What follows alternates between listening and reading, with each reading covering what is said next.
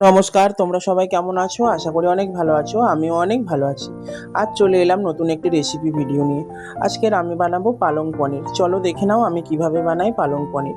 পালং পনির বানানোর জন্য এখানে আমি 300 গ্রাম পনির নিয়েছি। সেটাকে ছুরির সাহায্যে লম্বা লম্বা শেপে কেটে তারপরে ছোট ছোট পিস করে কিউব করে একটা প্লেটে রেখে দেবো। তারপরে এদিকে কিছুটা পেঁয়াজ কুচিয়ে নিয়েছি, সাথে কিছু আদা রসুনের পেস্ট, সাথে কিছু টমেটো কুচিয়ে রেখেছি।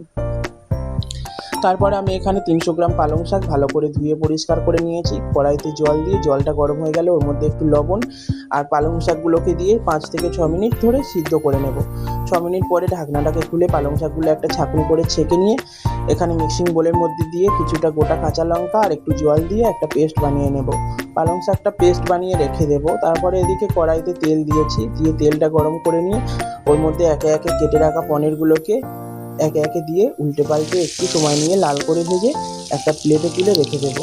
তারপরে সেই পনিরটা আমি এদিকে জলের মধ্যে কিছুক্ষণ রেখে দেবো যাতে পনিরটা নরম থাকে।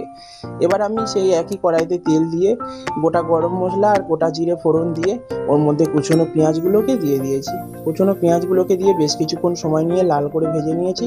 এবার ওর মধ্যে আমি দিয়ে দেবো আদা রসুনের পেস্ট, দিয়ে কিছুক্ষণ কষিয়ে রসুনের কাঁচা গন্ধটা চলে গেলে ওর মধ্যে টমেটো কুচিগুলোকে দিয়ে বেশ কিছুক্ষণ কষিয়ে নেব।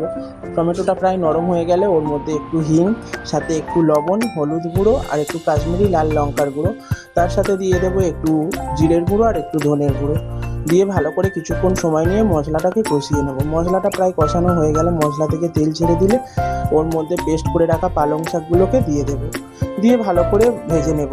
বেশ কিছুক্ষণ কষিয়ে নিয়ে পালং শাকটা প্রায় রান্না হয়ে এলে ওর মধ্যে ভেজে রাখা পনিরগুলোকে দিয়ে আর 5 মিনিটের মতন চাপা দিয়ে রেখে দেবো। 5-6 মিনিট পরে ঢাকনাটাকে খুলে যখন দেখবো রেডি হয়ে গেছে, ওপর থেকে একটু গরম মশলা গুঁড়ো আর একটু ঘি ছড়িয়ে নামিয়ে নিলেই রেডি পালং পনির। রেসিপিটি কেমন লাগলো? ভালো লাগলে লাইক, কমেন্ট, শেয়ার করো। আর আমার রান্নার ভিডিওগুলো যদি ভালো লাগে তাহলে সুচন্দনের রান্নাঘর পেজটিকে ফলো করো আর ইউটিউব চ্যানেলটিকে সাবস্ক্রাইব করে পাশে থেকো। টাটা।